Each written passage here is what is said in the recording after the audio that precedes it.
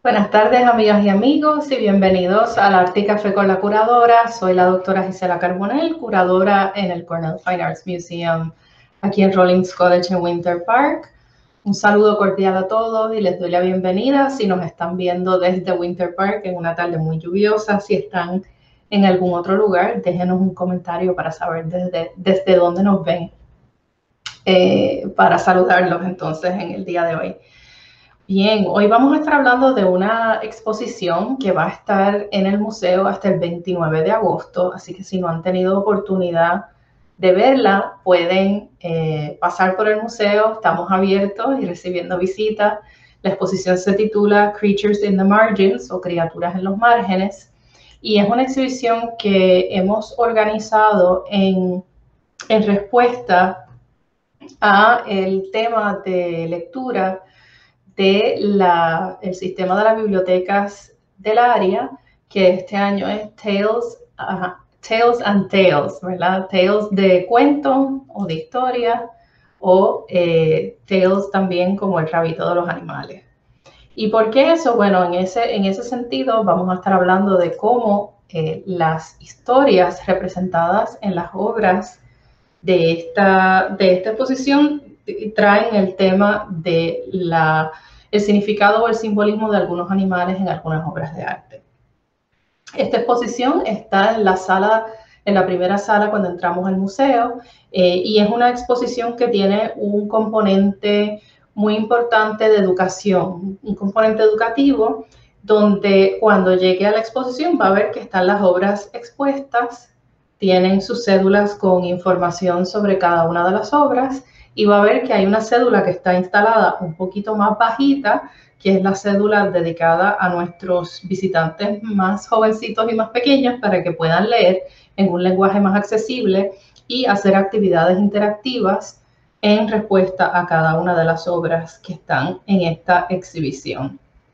Así es que nosotros trabajamos con el Winter Park Public Library, con los Public Libraries de la zona de Florida Central, con este tema, que es el tema de lectura de ellos para el verano, y entonces hicimos un escogido de obras que un poco responde, ¿verdad? Está en paralelo con ese tema que ellos han escogido de historias o libros, en nuestro caso, pues de obras de arte que tienen de alguna forma alguna relación con el tema de los animales y el simbolismo de los animales en las obras de arte. Así que es una exposición que pueden disfrutar tanto los más jovencitos, los niños, como ya los más adultos. Y es una exposición que incluye obras en distintos medios. Vamos a ver aquí si puedo pasar al próximo slide. Y como pasa a veces, ¿verdad? Con esto de la tecnología, nos toma un segundito. Bien, vamos a pasar aquí a la próxima imagen. En esta exposición les comentaba que vamos a encontrar obras en diferentes medios. Es una exposición que incluye tanto pintura como escultura, como también una obra digital, una obra en vídeo, que es la primera que vemos en esta presentación, una obra de la artista americana Amy Sillman, que se titula After Metamorphosis o Después de la Metamorfosis, y es una obra que tiene fecha entre 2015 y 2016. Esta obra tiene el componente visual y también tiene una música, un componente auditivo que acompaña, o de sonido que acompaña las imágenes a medida que van cambiando en la pantalla. Así es que esta obra es una videoinstalación que aborda una narrativa mitológica de forma multisensorial, ¿verdad? Así que es una obra que pasa rápido, son 5 minutos y medio, me parece que dura el video completo, la pieza completa, y las imágenes van cambiando de manera bastante rápida en la pantalla, lo cual requiere por parte del observador mucha atención, ¿verdad? Para ver cómo esas imágenes se van transformando. Y voy a hablar un poquito de cómo la artista Amy Sillman creó estas imágenes y cómo las organiza y las va tejiendo una con otra hasta crear la obra finalizada, que es la que vemos entonces en la sala. Esta obra es una interpretación, podríamos decir, o un recuento contemporáneo desde la perspectiva contemporánea del artista del poema épico de Ovidio, La Metamorfosis, del siglo VIII. Esta es una compilación o colección de 15 historias mitológicas escritas de una manera muy particular y que van abordando desde la creación del mundo y termina con la Roma moderna del tiempo de Ovidio. Así es que el poema concluye con una proclamación de que su narrativa estaba completa y trata varias historias que involucran transfiguraciones o que abordan transfiguraciones de animales que incluyen, por ejemplo, la historia de Aracne y Minerva, la de Calisto y Juno y la de Perséfone. Así que tenemos esta artista contemporánea trabajando en el 2015-2016 con un medio tecnológico contemporáneo en términos del vídeo, utilizando la tecnología y mirando una obra clásica para reinterpretarla y reconceptualizarla de otra forma. En esta obra aparecen, vemos aquí una de las imágenes, no tengo el vídeo para mostrarles en esta presentación, pero vemos algunas de las imágenes que hemos captado del vídeo. Es un ciclo vertiginoso, como había mencionado, como van cambiando las imágenes en la pantalla y se van transformando figuras humanas en animales y viceversa, y marcas o dibujos en la pantalla que entonces van tomando forma humana y se van mezclando con los animales, con el paisaje, en un ciclo de imágenes que parecen como si fuera un sueño, ¿verdad? Imágenes que son imposibles en el mundo real o transformaciones que son imposibles en el mundo real, pero que sí son posibles en el mundo de la imaginación y por supuesto le dan forma las artes.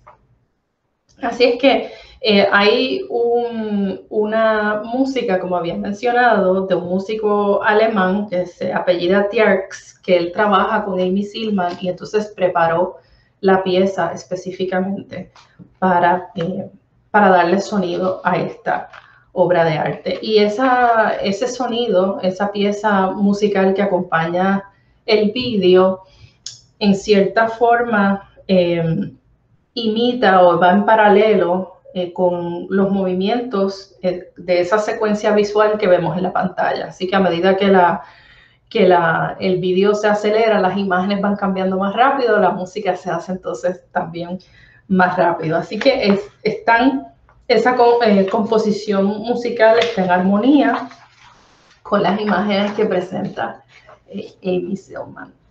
Esta obra es parte o resultado, una de las obras que creo como parte de una residencia artística que tuvo Amy Zillman en Roma, en el American Academy en Rome, y ella se refiere a este tipo de obras como un dibujo animado, ¿verdad? Es una técnica similar. Tiene hasta cierto sentido una ligereza en términos de los visuales y los colores que utiliza, pero a medida que le prestamos atención y vamos viendo los detalles como ocurre en el video, pues vamos descubriendo otros niveles de significado y otras capas de simbolismo que están incluidas en la pieza. Así que ella en este proyecto explora las formas, los patrones que se repiten y los medios por los cuales toma una serie de dibujos abstractos, los va trabajando en diferentes capas. Ella utiliza, por ejemplo, para hacer este tipo de bocetos y de dibujos, ella utiliza un iPad. Así que utilizando una tecnología que nos es accesible a todos, ¿verdad? Que muchos de nosotros pues conocemos o tenemos algún nivel de familiaridad, con eso ella va creando estos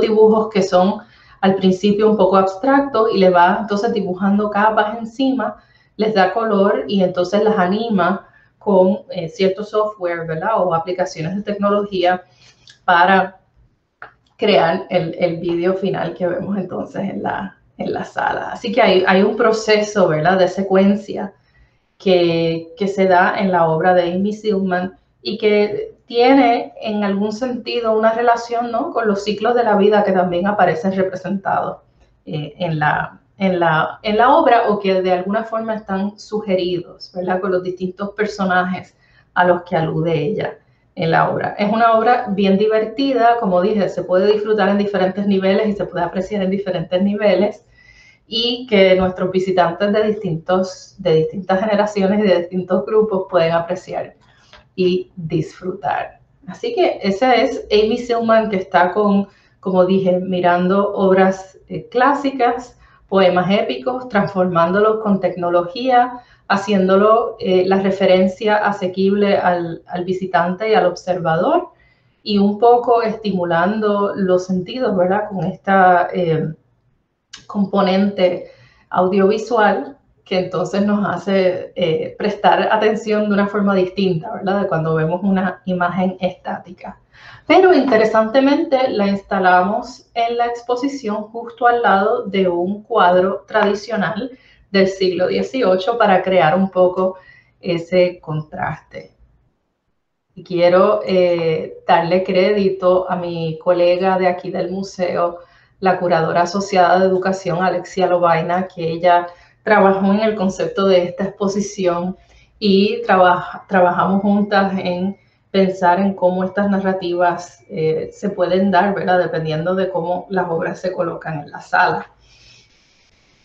Esta obra, que está justo al lado de la de Amy Zillman, en la misma sala, en la misma pared, se titula La Catástrofe, es de 1864 y es de la artista americana Mary Russell Smith, que tiene una historia interesantísima y que la interpretación de esta obra también es fascinante. Es una obra pequeñita, como pueden ver en la pantalla, simplemente 8 pulgadas por 10 pulgadas, así que es una obra bien pequeña que requiere que el observador entonces se acerque para apreciar sus detalles y verla de cerca, ¿verdad? Y es una obra que nos llama un poco la atención porque no es un cuadro tradicional como los que a veces vemos en el museo, sino que su temática es un poco intrigante y que ha sido interpretada de forma muy interesante, que voy a hablar de eso en un momento.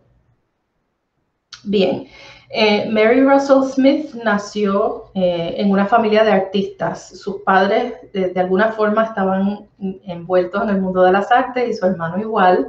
Su madre, Mary Priscilla Wilson Smith, era pintora, paisajista, pintaba paisajes y flores mayormente. Su padre, William Thompson Russell Smith, también fue pintor paisajista y también trabajó haciendo escenografías para teatro. Así es que en ese mundo, ¿verdad?, crece Mary Russell Smith. Su hermano también fue pintor, mayormente pintando escenas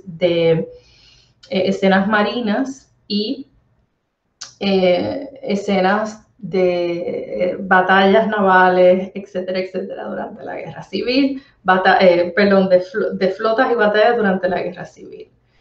Ella, desde una edad bastante joven, mostró interés por la pintura y talento en la pintura, y particularmente ella a temprana edad empieza a pintar pollitos, ¿verdad?, y animalitos pequeños que ven su entorno, lo que ella conoce a su alrededor, como casi como un pasatiempo, ¿verdad? Así que ya en el momento en que ella pinta este cuadro, pues ya tiene experiencia representando y pintando los animales y las cosas de su entorno. Ella expuso en la Academia de Bellas Artes de Pensilvania y en la Exposición del Centenario de Filadelfia de 1876, pues, lo cual obviamente hay que celebrarlo, sobre todo para una artista mujer en esa época, muy lograda, y que desafortunadamente murió bastante joven, a los 36 años de edad, por algunos problemas de salud que ella tuvo. Interesantemente, y la historia de ella, pues nos gusta contarla en el museo porque A raíz del fallecimiento del artista y en su honor, su padre establece, el padre del artista, un premio al año siguiente, que era el premio Mary Smith, y en el 1879 se convierte en un premio prestigioso otorgado a través de la Academia de Bellas Artes de Pensilvania, específicamente para mujeres en las artes. Y ese premio se otorgó hasta el 1968, donde, pues, después del cual se descontinuó. No sé los detalles bien de por qué no se logró continuar ese premio, pero por varias décadas se estuvo ofreciendo. Y eso pues incluía un premio en efectivo y ayuda, ¿verdad? Apoyo para promover el trabajo de las mujeres artistas en aquel momento. Obviamente una cosa que nos interesa mucho porque es algo que tenemos que continuar hoy en día, obviamente abrir más oportunidades y celebrar específicamente los logros de las artistas mujeres, sobre todo cuando miramos periodos en la historia como ese, ¿verdad? Bien, vamos a hablar entonces un poquito de qué es lo que nos presenta Mary Russell Smith en esta obra en particular, en La Catástrofe, ¿verdad? Ese título es un título bien fuerte. Cuando pensamos en catástrofe, usualmente pensamos en cosas que son irreversibles, que son, pues puede ser un desastre natural, puede ser un accidente, puede ser una guerra, ¿verdad? Una matanza. Y en este caso, Mary Russell Smith está aludiendo quizás a todas esas, pero utilizando estos animalitos como metáforas, como símbolos para tratar un tema de mayor seriedad. Así que en esta obra pueden ver el talento del artista representando los detalles, ¿verdad? En el plumaje, en los cuerpos de estos animales, en los cuerpos de los dos pajaritos, ¿verdad? Que aparecen representados ahí con gran precisión. Y vemos en el centro lo que parece ser un whistle, ¿no? Una comadreja que aparece como si estuvieran mirándonos de lado un poco o mirando algo que no vemos fuera del plano pictórico en este cuadro. Y a cada lado entonces están los dos pajaritos fallecidos, ¿verdad? Que están muertos, que han sido las víctimas de este animal que aparece en el centro. Así que aquí Mary Russell Smith se desvía un poco de su convencional forma de representar las aves de su entorno que aparecen en otras de sus pinturas, y en este cuadro en particular cambia un poco, ¿verdad? Se cambia el orden protagónico de los animales que presenta el artista en este cuadro. Y vemos también en esta pieza cómo el artista usa el entorno, de nuevo, de su vida diaria, el entorno de su cotidianidad, como un telón de fondo, si lo decimos de alguna forma, a través del cual ella entonces explora o hace algún comentario sobre la relación y la tensión entre distintas especies de animales, en este caso, y la relación entre diferentes animales con diferentes características que tienen diferentes necesidades y diferentes formas de alimentarse, ¿verdad? Así que aquí también hay un elemento de teatralidad y de drama en esta obra, aunque es tan pequeñita, ¿verdad? Hay una gran sensación de expectativa y de teatralidad que quizás se relaciona de alguna forma con el propio trasfondo de Mary Russell Smith, habiendo crecido en una casa con un padre que se dedicó en parte a pintar no solamente cuadros, sino también a pintar, hacer escenografías y pintar cosas para teatro. Así que es casi como una puesta en escena en este caso, y un comentario quizás, ¿verdad? Que lo pudiéramos entender viéndolo a través del lente de hoy, de nuestros días, como un comentario sobre conciencia y sobre el medio ambiente, ¿verdad? En nuestra búsqueda de información sobre este cuadro, pues hemos logrado leer algunos recuentos y análisis sobre esta pintura en particular que sugieren que a pesar de que la escena demuestra un segundo, un instante en el ciclo de vida dentro del mundo natural, de estos animalitos que aparecen representados, hay algunos historiadores del arte que han sugerido que la obra tiene un significado más profundo, un significado subyacente que puede estar conectado con la Guerra Civil Americana. Particularmente, como vemos en la fecha de esta obra, fue pintada el año antes de que terminara la guerra, en 1865. Así que ese es el contexto en el que ella está trabajando cuando estaba pintando este cuadro. Cuando, como mencioné anteriormente, el hermano de ella, ¿verdad? También pintó escenas de batalla y también él se alistó durante la guerra y fue parte del ejército de los Estados Unidos. Así que hay una conexión ahí también con ese aspecto de la historia de lo que estaba pasando en ese momento. Así que teniendo ese vínculo con el asunto de la guerra dentro de su propia familia, teniendo el vínculo con el asunto del teatro, y siendo parte de un contexto en el que estaban ocurriendo unos cambios importantísimos en la sociedad americana en ese momento, hay algunos historiadores del arte que han interpretado esta obra como una alegoría sobre la violencia y el horror causados por la guerra civil americana, ¿verdad? Así que es una forma de ella quizás hacer algún tipo de comentario o de statement utilizando los animales como metáfora, como símbolo para hacer su comentario, ¿no?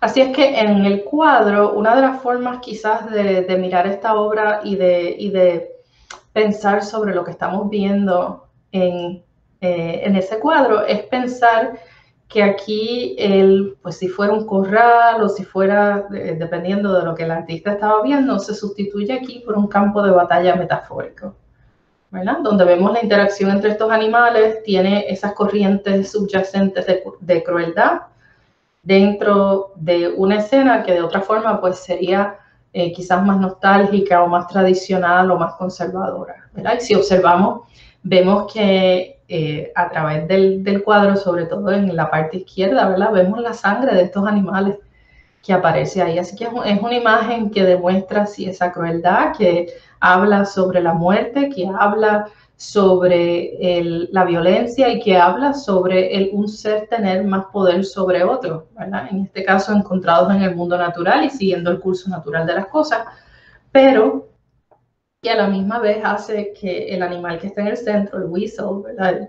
La comadreja, sea un símbolo de los ciclos de vida y muerte y que se relaciona además, como dije, con el tema de la guerra, ¿verdad? Así que hay muchísima tela para cortar ahí, considerando ese cuadro que a simple vista pues aparece muy sencillo, que es una escena quizás cotidiana que uno puede ver en una granja, ¿verdad? En algún sitio así, en ese contexto, pero que considerando el contexto más amplio de lo que estaba ocurriendo en términos sociales, en términos políticos, la historia de los Estados Unidos en ese momento, le dan un significado y un sentido distinto y mucho más profundo a este cuadro.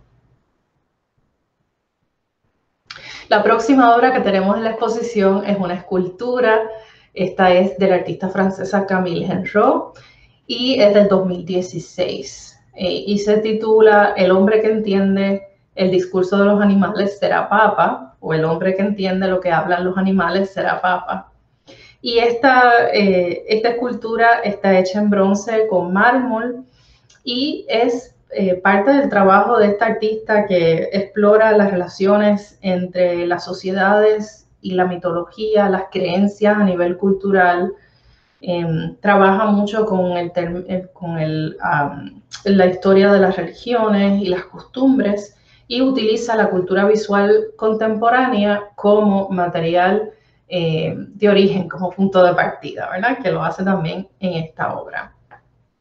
Y esta obra tiene una historia de trasfondo muy interesante de cómo ella crea este personaje que vemos aquí y qué relación tiene con la cultura popular en nuestros días, ¿verdad? Así que esta obra la podemos relacionar con un evento que ocurre a partir del 2014.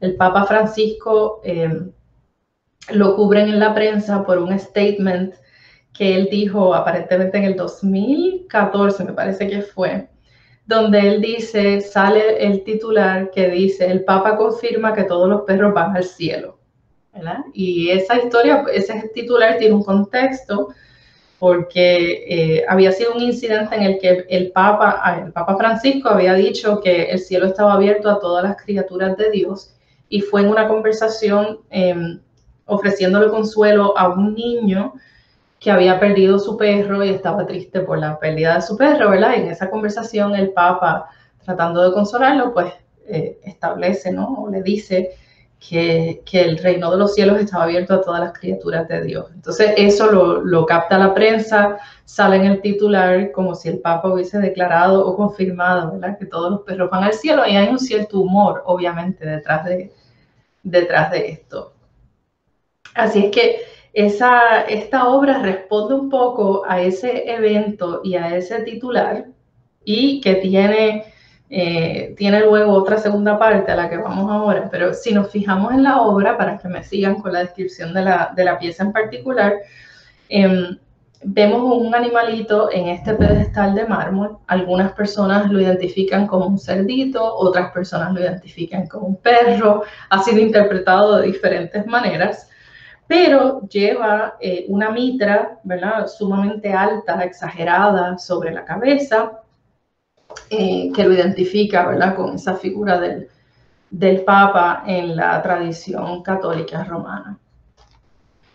La obra, es posible que Genrot haya estado pendiente o haya sabido de esta anécdota o de esta historia. No necesariamente tiene que ser que hizo la obra en respuesta directa, pero hay quizás un contexto cultural, ¿verdad? Porque como sabemos, los artistas no trabajan en el vacío, sino que son parte de un contexto, ¿verdad? Y que la información y la cotidianidad en la que viven, pues muchas veces es parte del acervo de ideas o de referentes que tienen para crear obras de arte. Pero hubo un evento en septiembre del 2015 que también tuvo que ver con el Papa Francisco y los perros. En el 2015, cuando el Papa visita los Estados Unidos por primera vez desde que asume esa posición, hubo montones de gente que empezaron a vestir sus perritos con mitras y túnicas, tratando de imitar la vestimenta del Papa. Y esto se convierte en un fenómeno en las redes sociales, en el que muchas personas publicaban las fotos de sus perritos vestidos con atuendos de Papa, con el hashtag de el perro Papa, ¿verdad? Y lo hicieron muy popular en todas las redes sociales. Así es que en ese contexto, ¿verdad?, con esa historia detrás, quizás está entonces la obra de Genrot, que tiene fecha del 2016, y a quien ella le pone este título, ¿verdad?, de que aquella persona que entienda lo que dice un animal será, o un perro, ¿verdad?, será Papa. Otra conexión que existe, obviamente, ya de manera más seria, radica en la interpretación o el significado del nombre papal de Francisco. Sabemos que cuando los papas son elegidos y se designan a esa posición, eligen un nombre nuevo basado en figuras importantes dentro del cristianismo que de alguna forma pues influyen o informan su estructura de creencias y su visión para personal sobre la iglesia y para su papado. Así que el Papa Francisco es el primer papa en la historia que elige el nombre de Francisco en honor a San Francisco de Asís, conocido por su compasión y amor por los animales, por supuesto. Así es que en la perspectiva de Camille Genrot, ¿verdad?, ella utiliza aquí el animalito, el perro, como un símbolo, combinado con este evento que se da en el 2014 y 2015. Quizás aquí ella hace un comentario sobre el mundo terrenal y el mundo espiritual y cómo nosotros procesamos a veces esa relación, ¿verdad? Cómo nosotros la entendemos, cómo a veces tratamos de racionalizar cosas que no necesariamente tienen una explicación empírica, pero de eso se trata la fe, ¿verdad? Así que ella, me parece que ella está navegando un poco con esa obra, esas dos o más formas de acercarse a estos temas, ¿verdad? Y de abordar estos temas. Para el artista, los animales representan algo misterioso. Los animales son algo intrigante y misterioso porque según la perspectiva de ella, como no podemos, los humanos no tenemos la capacidad de entender lo que ellos dicen, ¿verdad? Así que interesantemente ella subvierte aquí el orden de las cosas tradicional, ¿no? En los que usualmente pensamos que es que los animales no nos entienden a nosotros cuando hablamos. Ella propone otra perspectiva y un acercamiento distinto, ¿verdad? Nosotros no entendemos lo que ellos dicen. Y obviamente al ponerle al perro en la escultura esta mitra o este sombrero, esta mitra exagerada, ella amplifica el absurdo, ¿no?, que representa este fenómeno y quizás hay una propuesta o una sugerencia de que la verdad, ¿verdad? La verdad última, la entereza espiritual se puede encontrar en el reino animal, ¿verdad? No necesariamente en los humanos. Y hay varias referencias aquí a través de los materiales que ella utiliza. Hay una conexión con otras culturas. Es mármol italiano, también hay otros materiales egipcios que ella utiliza.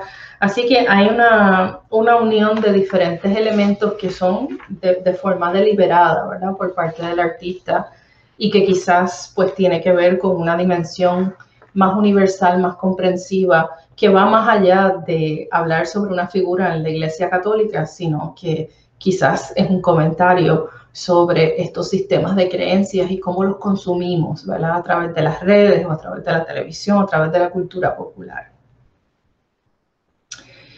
Bien, así es que son obras que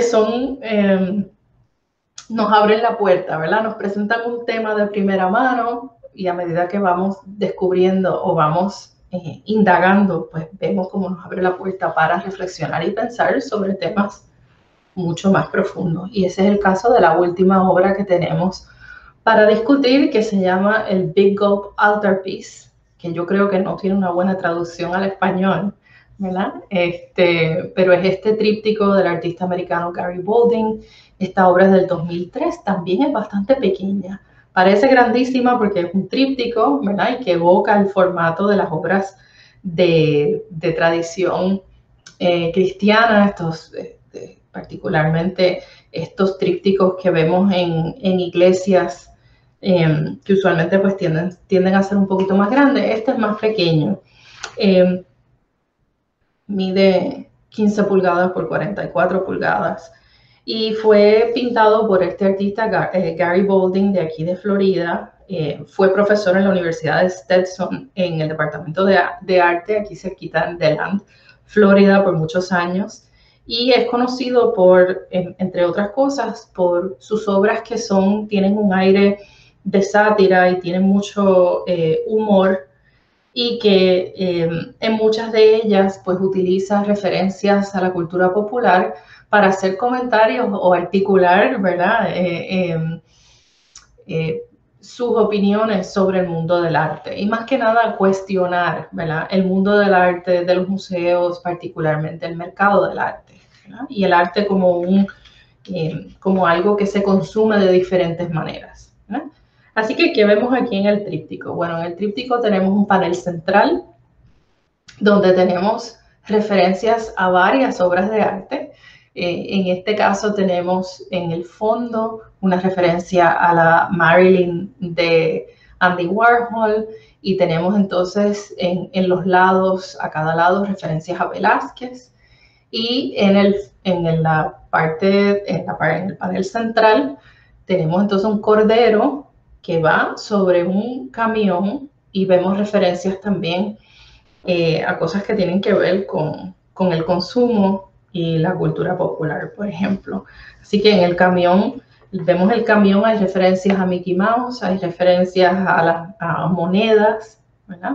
Y vemos los vasos esos del Big Gulp que vende el 7-Eleven, las referencias a los refrescos, a la Coca-Cola, ¿verdad? Cosas que son producidas masivamente y que consumimos muchas veces en nuestra sociedad sin ni siquiera pensarlo, ¿verdad?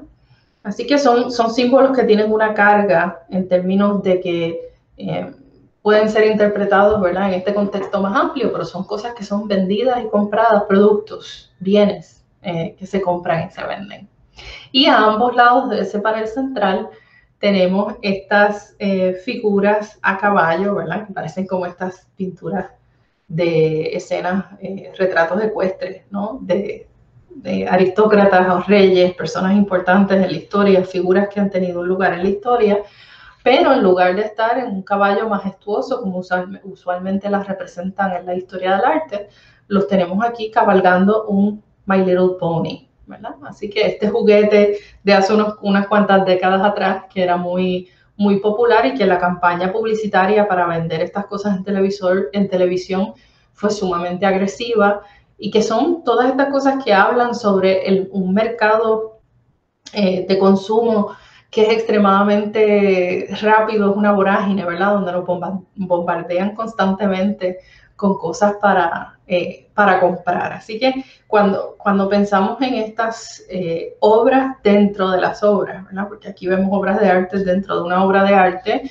y vemos el contexto de un museo o de una sala de exposición que aparece en este cuadro, pues nos hace pensar entonces un poco, nos invita a reflexionar cómo estas imágenes, ¿verdad?, pueden ser símbolo o metáfora sobre cómo los museos y las galerías representamos las obras de arte, cómo se consumen, ¿verdad? Así que aquí los animales, en el caso del panel central, el cordero, pues que tiene unas asociaciones también con creencias religiosas,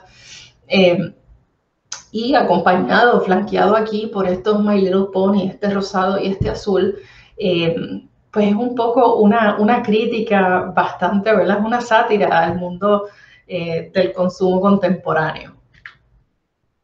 Y incluimos aquí estas imágenes porque Gary Balding pues utiliza la propia historia del arte como referente y obviamente pues está mirando no solamente el mundo del consumo en la sociedad en la que vivimos, sino también la historia de las obras de arte que han sido consideradas icónicas a través de la historia del arte occidental, como el ejemplo que tenemos aquí, el retablo Ghent, hecho por los hermanos Van Eyck del siglo XV, que es una obra emblemática de la historia del arte. Lo vemos abierto a mano izquierda, lo vemos con sus alas cerradas, las otras partes pintadas en el exterior, y vemos ahí la referencia del cordero, ¿verdad?, con la sangre que la está recibiendo una copa, pero en el caso de Gary Balding, pues es, digamos aquí, es el Big Gulp, ¿verdad? No es el cáliz, sino es el Big Gulp del 7-Eleven. Así que definitivamente una crítica con un humor un poco oscuro, ¿verdad?, ahí al consumerismo, al consumo de nuestra sociedad. Así es que está apropiándose de estas imágenes de la historia del arte y un poco empacándolas y utilizándolas como inspiración para ponerlas recontextualizadas en sus obras, y claro, recontextualizadas entonces hay varias capas de significado y de simbolismo que adquieren inmediatamente. Y lo mismo aquí con las figuras que aparecen, vuelvo para atrás, disculpen, las figuras que aparecen a caballo también tienen sus referentes en la historia del arte. Vemos aquí de Tiziano el emperador Carlos V en la izquierda, y en la derecha este retrato ecuestre pintado por Diego Velázquez. Así que obras que tienen un peso histórico, que tienen un peso también en términos de los artistas que las pintaron. Así que no solamente lo que está representado, sino los artistas que la han pintado y las fórmulas que muchas veces estos artistas utilizaban, ¿verdad? La pose del caballo a dónde está apuntando la persona que está representada, cómo está representado, qué tipo de vestimenta, qué tipo de gesto, ¿verdad? Porque son estos retratos entonces los que celebran los logros políticos, los logros económicos, las conquistas, ¿no?, de estos personajes, y que son las obras de arte, las imágenes que entonces inmortalizan a estas figuras por el resto de la historia, ¿verdad?, a medida que existan. Así es que un poco nos hace reír un poco Gary Baldwin con estas representaciones de sus personajes históricos en los My Little Pony en vez de en estos caballos majestuosos, ¿verdad?, como en los cuadros originales. Y finalmente habíamos visto en el centro del cuadro de Gary Baldwin una referencia a la Marilyn Monroe de Andy Warhol, que también pues, es una obra icónica dentro del arte americano y que es una imagen que Andy Warhol trabajó de diferentes maneras y con diferentes medios, ¿verdad?, en su práctica artística, y que es una imagen que se ha convertido también en un símbolo del arte americano, particularmente del arte pop, que también comenta y contribuye a esta discusión del arte que se reproduce, que se puede reproducir masivamente, que se vende y que un público general la puede reconocer fácilmente, ¿verdad? Que todo el mundo que mira esta obra, pues probablemente mucha gente la sabe identificar como una imagen creada por Andy Warhol. Así que esa reproducibilidad de la imagen, ¿verdad? El quitarle esa mística, esa aura a la obra de arte como obra única que existe en el mundo, pues también que era una de las cosas que Andy Warhol trabajaba, ¿verdad? Los múltiples, esa reproducción que puede ser interminable, ¿verdad? Que no tiene los límites que tiene la pintura de Velázquez, por ejemplo, como vimos, pues también es parte de ese contexto al que hace referencia Baldwin en ese retablo. Y vimos también que a los lados de la Marilyn había referencia a la representación del Papa Inocencio por Diego Velázquez en su cuadro, y a la derecha una de las piezas de Francis Bacon en representación o en diálogo, ¿verdad?, con la obra original de Diego Velázquez. Así que hay varios niveles en esta pieza, referencias a las referencias a las referencias, ¿verdad?, que a veces es interesante el juego que hace el artista con la historia del arte y con nosotros como observadores, ¿verdad?, que estamos viendo estos diferentes niveles que están contenidos en una obra de arte. Yo espero que con este brevísimo recorrido de esta exposición, Criaturas en los Márgenes o Creatures in the Margins, hayamos visto las diferentes técnicas y las diferentes estrategias que estos artistas han utilizado, desde el video de Amy Sillman, el cuadro de la catástrofe de Mary Russell Smith, esta representación escultórica que tiene que ver con el Papa y con entender el mundo de los animales de Camille Henry, y en este caso con el retablo del Big Gulp de Gary Baldwin, hayamos visto varias perspectivas y maneras de acercarnos a un tema que en el contexto de esta exposición tiene que ver con la simbología y el significado que pueden tener las representaciones de los animales en diferentes contextos en las obras de arte. Y que más allá de eso, pues consideren visitar el museo. Como les mencioné, va a estar la exposición hasta el 29 de agosto. Tiene un componente educativo para niños que pueden explorar de manera interactiva en la sala y resolver, entre otras cosas, el misterio con la obra de Mary Russell Smith, de qué pasó ahí justo antes de esa escena que ella representa, que está diseñada por nuestra curadora asociada de educación para niños pequeños. El resto del museo también está abierto. Tenemos varias exposiciones ahora mismo que les invito a que pasen a disfrutarlas y que se mantengan en sintonía con nuestra página en rollins.edu/CFAM para más información sobre los próximos eventos virtuales y los próximos eventos en persona, porque Arte y Café regresa en la temporada de otoño a eventos en persona, así que nos vamos a poder en las salas y vamos a poder compartir y comentar las exposiciones en persona y tener ese diálogo que tanto disfrutamos antes de esta época de pandemia, cuando estábamos en la sala juntos. Así es que espero verlos pronto y nos sigan aquí en las redes sociales, que ahí ponemos todos los avisos de nuestros próximos eventos. Si tienen alguna pregunta, con mucho gusto, algún comentario, con mucho gusto lo atendemos. If there are any comments or questions, en inglés o en español, no hay problema, los atendemos.